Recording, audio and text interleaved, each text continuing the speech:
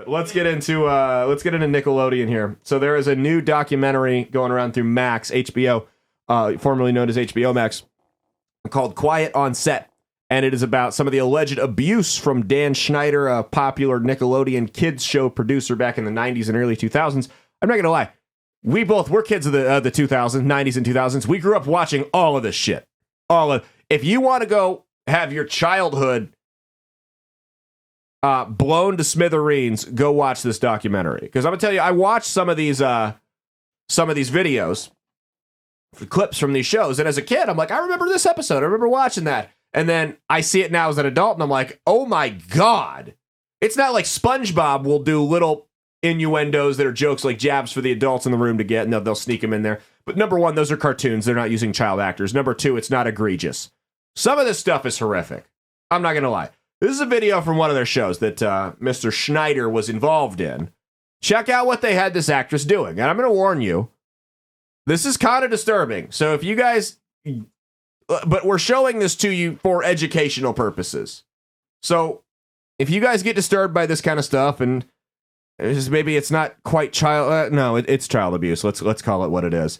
If this kind of stuff is disturbing to you, maybe walk out of the room. If you got kids, definitely get them out of the room because they shouldn't be watching this. Go ahead and check this out. Say 3 sentences that I bet not one person has ever Look at the said feet before. on display the whole History time. of mankind. Sentence number 1. Oh man, my uvula got stuck between that hamster's toes. See? That could never happen because your uvula is that swingy thing in the back of your throat right here. So there's no way you could get it stuck between a hamster's toes. Sentence number 3. I'm soaking wet! Quick, somebody bring me the ocean! No one would ever say that. Why? Because if you were soaking wet and you were upset about it, the last thing you'd want is for somebody to bring you the ocean. Because the ocean is even more wet than even the wettest person in the world. Have you ever tried to get your whole big toe in your mouth? Check this out.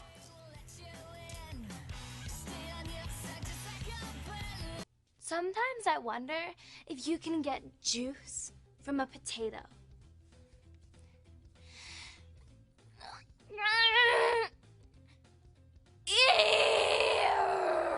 Is it possible for a teenage girl to drink water upside down? I'm thirsty. This is the worst part.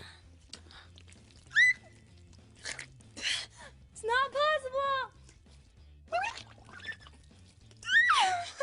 This has been me in a video.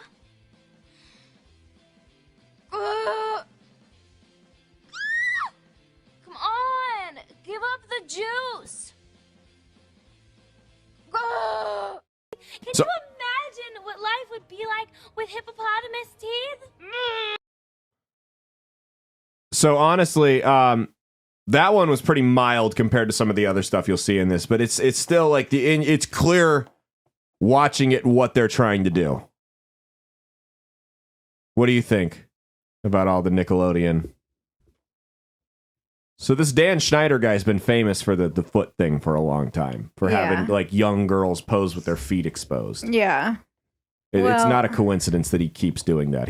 They're not Asians. They're not Indians walking around without shoes on inside all the time. No. What were you saying? No, I mean, he did like every single show on Nickelodeon. I know. He was every single show. Yeah. So this documentary highlights, I'm not going to spoil it for you. It's actually pretty informative. This documentary highlights a lot of different abuse that went on allegedly at Nickelodeon. Fuck.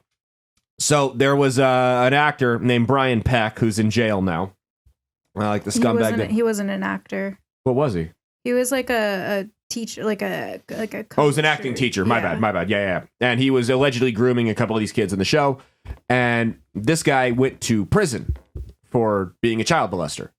And a number of actors and actresses showed up to support him in court and speak on his behalf, despite all of the evidence against him.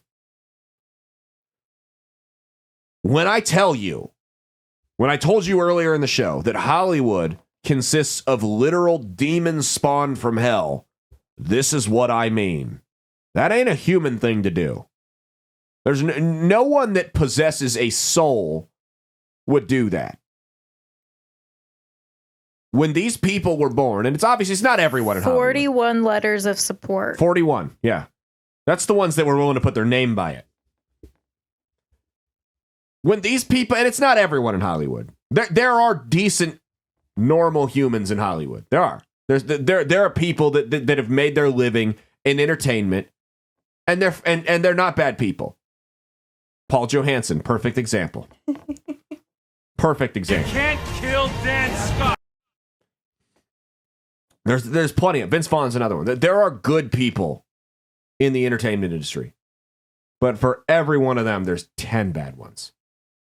So when these people were born, these people, and it's not just the actors, it's the people involved on the business side of it as well. When these people were born, a soul wasn't put into their body. Something from hell came out and was placed into a human vessel.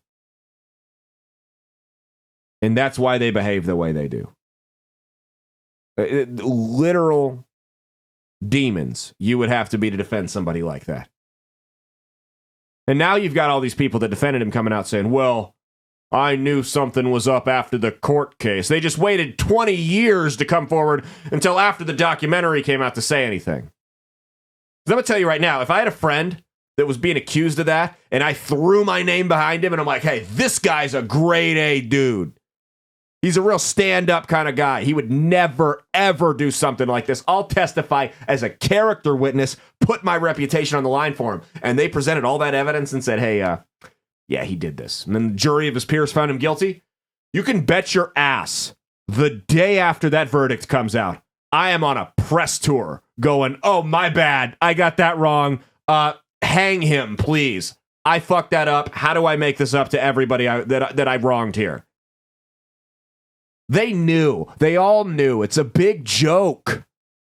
It's like when you look back, a lot of these institutions where child abuse goes on, it's not just one guy doing it and nobody knows and everyone's oblivious. They all know about this. All of them. From the top to the bottom. That's in Hollywood. That's in Washington. That's in New York City in the stock market. All of them know from top to bottom that this shit's going on with kids. They all do. I'll give you an example. Penn State. Remember the Penn State scandal, Mia? Mm-hmm. With the coach that was molesting the kids at the underprivileged youth camps? Yeah. Jerry Sandusky was his name. Jerry Sandusky, because it's a laughing matter to these people, and these sick fucks get off on it. Now, there were allegations that he was pimping some of these kids out to donors, and that went away real quick. One story got trotted out about it, and they never talked about it again. Jerry Sandusky had an autobiography in the Penn State Library that he wrote. It was called Touched. He had an ice cream. So all the coaches in the student union had their own like dish of food, right? Everyone had like a dish of food named after him.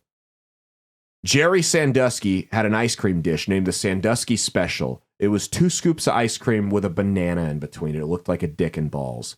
They all know it's a laughing matter to them. It's a big joke. It's in your face. We're dropping little hints all the time. It's a good old boys club, and you ain't in it. And yeah, it's a joke.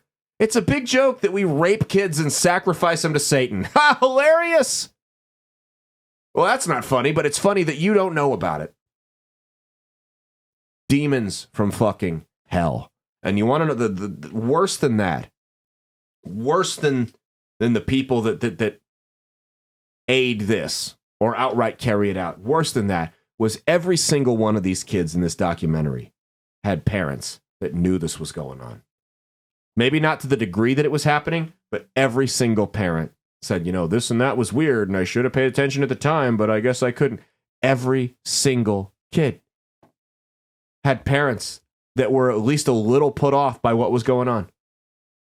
And none of them did anything because they didn't want to make waves.